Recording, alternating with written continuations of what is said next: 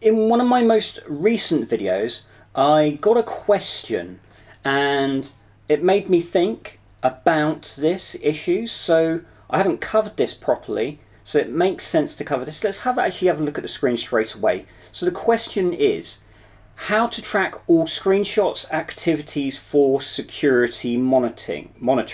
And this is from Alain M2T. So thank you, Alain M2T. This is an interesting, good question.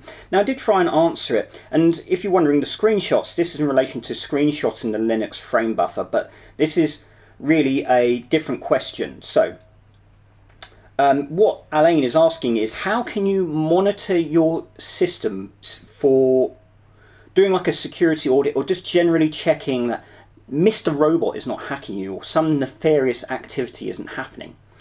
So I kind of just gave a general answer, the cliche thing, which is all about logs. But really, system monitoring is a whole suite of tools and approaches. And although I'm not a security expert, let's say, this is how I would approach it. So this is my way of looking at it. So I hope this helps you, Alain M2T, and anyone else who's watching. And let's just sort of get into it. So let's break it down. So first of all, let's do like general system monitoring, okay?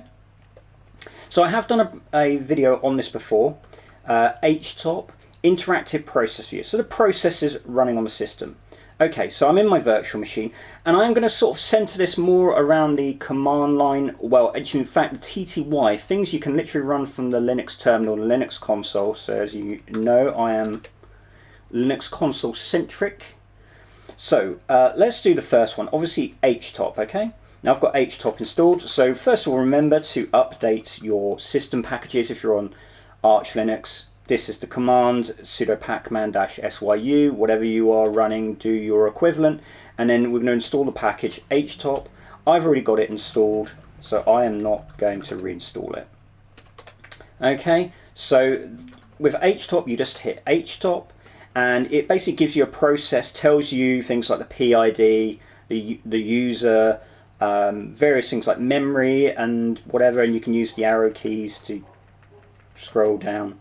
Hit F2 for setup, so you might want to have certain meters about memory and all this kind of stuff. Now I'm not going to go over all of the specifics about every single program. You look it up. I'm just leading you to the well. You'll have to drink from the water or look over my older videos regarding HTOP. Some of this other stuff is not going to be covered in specifics yet, but there's plenty of documentation. Look at the Arch Wiki, look online. I'm sure you'll work it out. Anyway, I've gone on enough on that. So there's HTOP, okay? Now there is ones you do not need to install. So top, it's just called top. Basically a similar equivalent thing, but less shiny, let's say. And there's even a thing called W, which tells you, you know, some very basic general stuff. What is W? Show who's logged in and what they're doing. And let's do man top, display Linux processes like HTOP, okay? So you can look at that. That's that one done. Right. Next one is let's look at the system CTL and journal CTL. So if you're running Arch Linux, you're almost certainly running systemd. If you're running a, let's say, a bespoke system, whatever that happens to be, that doesn't run systemd, you're going to have to look up how your system, whether it's run it, whatever the others are handling processes. This is about systemd because this is probably what most people are running, okay, and this system's running. So the first one is system CTL, okay, and then you can use Vim keys or whatever. It basically puts it in less, and this is just telling you what is, I think it's got system CTL, if I could spell. So control the systemd system and service manager, that's system CTL. Again, you can look at all of this information, look at the Arch Wiki. I just to show you to monitor, okay. And then you've got journal CTL. Let's do journal CTL. So again, you've got all this kind of stuff. You can look for it. Is this useful to you? I don't know, but again, it's monitoring the services. So if I do man journal CTL, man, can't spell, man journal CTL, print log entries from the systemd journal. Okay, again, you can look through all this. I'm just leading you to the well. Okay, next thing. So like I said in my reply, you've got in your CD var, you've got a folder called log. Okay. Now, this is in your var, so it's in your system directory, so you will need basically sudo privileges to look at most of these. So, what have we got here? So you've got BTMP, which is like your login and logout information, same with WTMP. Let's actually have a look. What is BTMP Linux?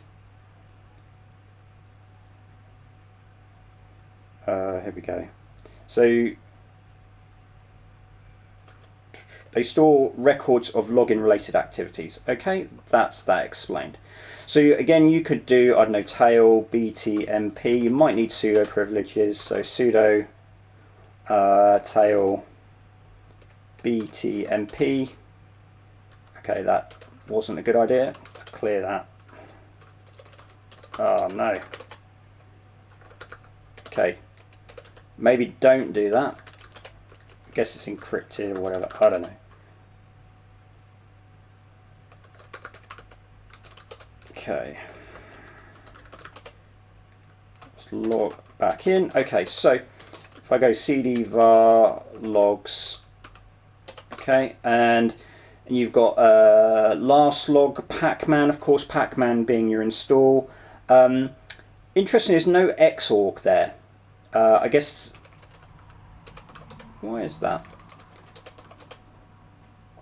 Maybe for xorg logs and that you have to go into x11, but cd old, cd audit. Okay, I thought there'd be like xorg logs in here, so maybe because my main system is Arctics. How do I, let's have a look. Let's real-time sorting here. So how to find xorg logs. Arch Linux. Real-time.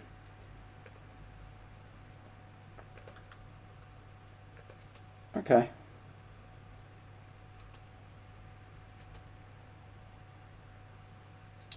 Interesting, I don't know why. Oh, local var log xorg.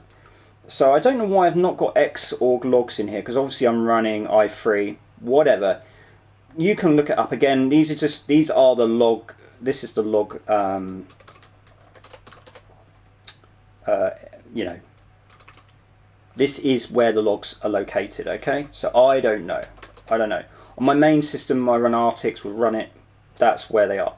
Okay, let me know in the comments if you find something different. Maybe I'll do a separate video on that. Okay, so there's your logs. That's where they are. Usually as well, maybe it's because I'm on a virtual machine, you also have you have like the Linux, I don't know. Okay, that's kind of thrown me. You should have like a dmessage as well. Linux dmessage logs, okay.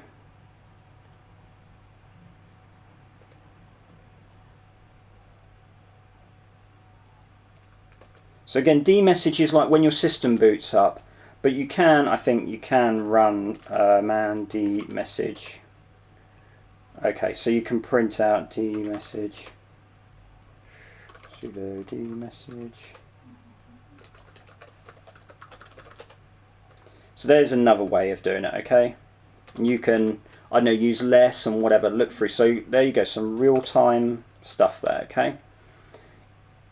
Interesting that wasn't in the logs. I don't know, maybe you can tell me in the thing. Okay, so we've done journal CTL, we've done system CTL. Okay, the next one, we're now focusing more on the internet. Okay, what traffic is going through the internet? This is a classic one, okay.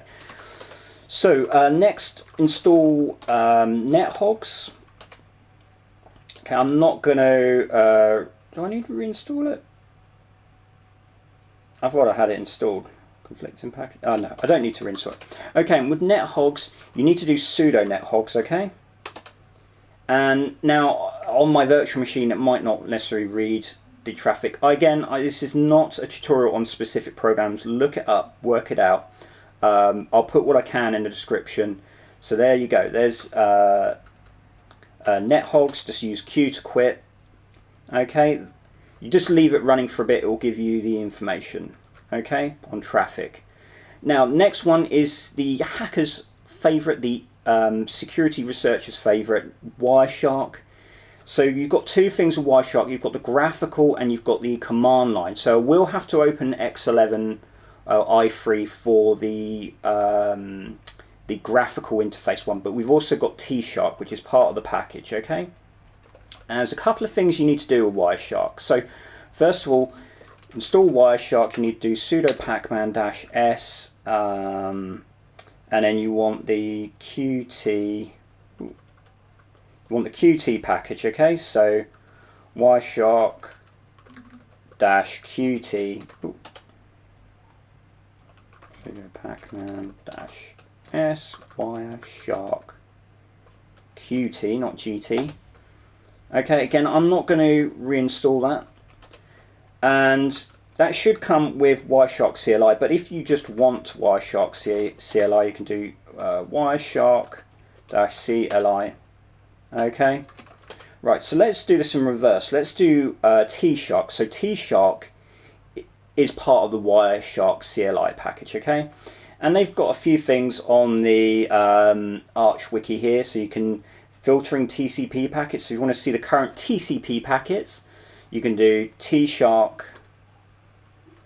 Oh, actually, first of all, I apologize. First thing we need to do is we need to add, with Wireshark, you need to be added to the Wireshark user group. Okay, so what the Wireshark user group should already exist, but you can, let's see, create new groups. Okay, so you could do group add Wireshark. Okay, if it's not already there, then once you've done that, it'll probably tell you it is. Make sure you're doing a reboot probably after you've installed Wireshark. Then you want to do add. Okay, so we want to add a user to Wireshark. And the thing is, you're not supposed to run Wireshark with sudo as a user. Okay, unlike NetHogs, you're supposed to be part of the Wireshark group. Okay, hope that makes sense. So we're going to do GPASS WD -A, and then your user. So obviously this is YouTube James, whatever you've logged in as your user, and then you do Wireshark. Okay, because that's the group. Hit enter. That will add you to the group. Oh yeah, sorry, I apologize. Do sudo. Forgetting sudo. Have sudo. Okay, and then YouTube James Wireshark. Okay, so remember that if you haven't got sudo privileges, you need sudo privileges. Okay, so let's actually start X. And I am kind of going in reverse. Obviously, you probably need to reboot your system. So with Wireshark, don't run sudo, just run Wireshark once you've done that. And this loads up Wireshark. And then just hit this button here. This will start capturing the packets. Okay, so while the internet traffic is going through, and you know, you can look at all this stuff. Again, you'll need to look this stuff up. This is way out of the scope of this video.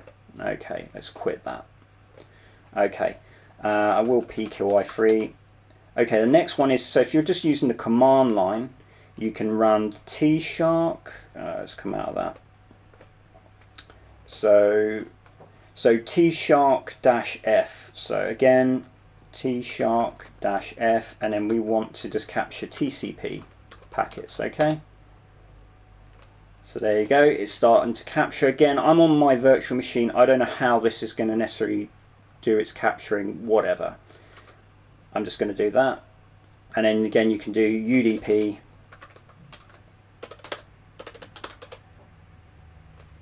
okay. If you want to understand UDP, TCP, look it up. I'm not going to go into this video. It's a different type of protocol. Okay, so that is it. That's how I would monitor the system. So you've got HTOP, services and not services, your processes. Okay, you've got top processes, even W to see who's logged in to your system. You've got logs. Now on my virtual machine, I don't know why I didn't have seemingly more logs than I should have, but maybe that's just a virtual machine thing. Let me know in the comments if it's any different from you, but if you're assuming you've got Xorg or whatever, you should have Xorg in there so you can see stuff. You should have like dmessage and all this kind of stuff. There's another one, yeah, that's it basically. And then obviously other stuff, okay? And you know, you can use tail and vim, so again, I'll just go over this quickly. Logs. Okay, so you know, you can go vim sudo vim pacman log. Okay, there you go. What am I doing? Quit that.